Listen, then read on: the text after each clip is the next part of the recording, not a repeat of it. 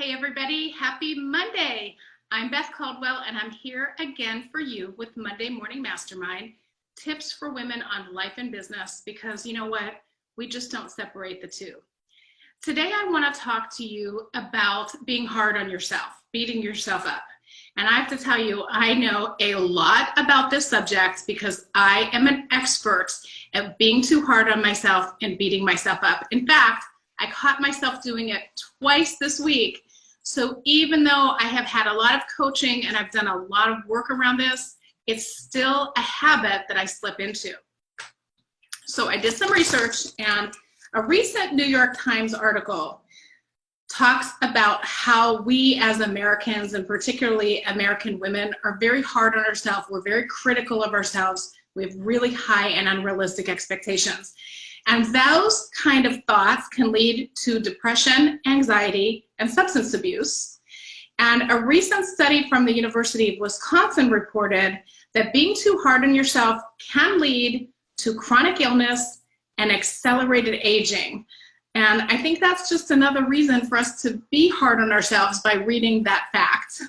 So, this is something that I have struggled with for years, having the tendency to think that I'm not accomplishing enough, that I'm not busy enough, or that I need to be busy every single minute of every single day, and I need to be accomplishing and creating things all the time. And this is just not true. And as some of you know, if you've heard my stories or if you've read my book, this habit of having ridiculous expectations and being too hard on myself led me to being very, very sick, to a point where I couldn't work at all. And I had to create some new habits. So the new habit that I want to talk to you about today, two things. When you are being too hard on yourself, here's an example. I told you that I always wonder what I'm going to talk about, and then I see a theme in my week. So here's a couple of emails and text messages that I got from my clients this week. One of them was, hey, I'm on vacation and I got absolutely nothing done. You're on vacation. You're not supposed to be working on vacation. Now, you guys are laughing, but you have also packed a tote bag full of work materials to take on vacation with you, and then felt frustrated with yourself for not doing it. And you know what? Men do this too. Where my boyfriend works, one of his coworkers went out of town for 2 weeks and checked in every morning and every afternoon.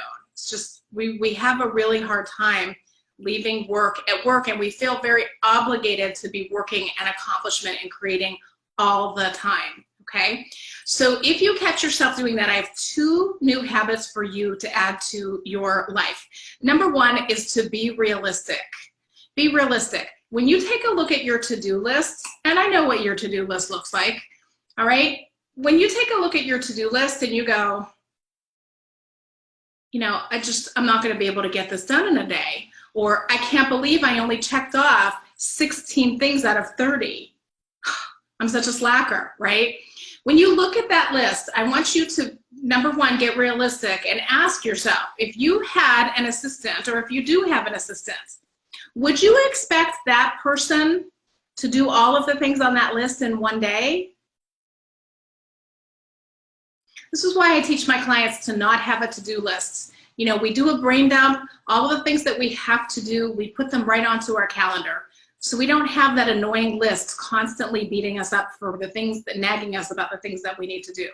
So number one, be realistic. Is what you're expecting of yourself something that you would ever expect anybody else to do in the same amount of time, okay? And number two is to be compassionate with yourself and to acknowledge the things that you do get done.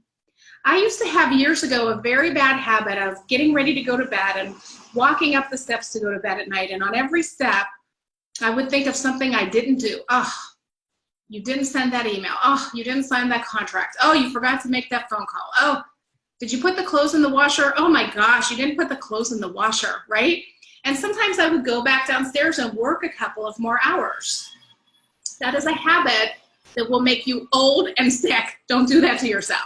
Instead, think about what you did get done. And what I have some of my clients do when they're working with me, when they're really struggling with being hard on themselves, is for a week, I make them keep a list of all of their accomplishments in a day. How many of you have ever gone to bed at night and just laid in bed and thought about the things that you didn't do and the things that you should have done and the things that you don't want to forget to do? Okay, that's a habit. And when you instead, at the end of the day, review all of the things that you did accomplish, you don't go to bed worried, you go to bed tired, because you do a lot in a day and you accomplish a lot in a day. And that's what I want you to focus on this week. So this week, every day, focus on your accomplishments instead of what you didn't get done. And I bet you're gonna be a lot more optimistic at the end of the week. Have a wonderful Monday, have a very productive week, and here's to your accomplishments.